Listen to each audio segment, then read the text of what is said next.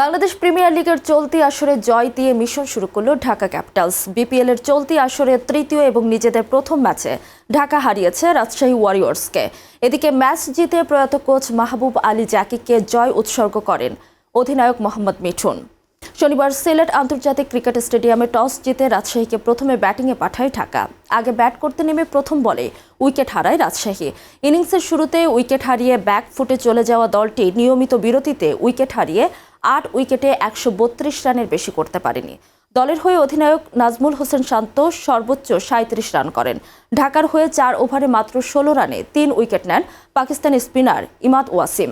২ wicket নেন নাসির হোসেন। সহজ target তাড়া করতে নেমে ৯৮ রানে ৫ উইকেট হারানো ঢাকা শেষ পর্যন্ত ৫ বল হাতে রেখে দলের জয় নিশ্চিত করে। দলের জয় সর্বোচ্চ ৪৫ রান করেন আব্দুল্লাহ আল মামুন। ১০ বলে ২ ছক্কা আর ১ চারের সাহায্যে ২০ রান করে অপরাজিত থাকেন সাব্বির রহমান রুম্মন।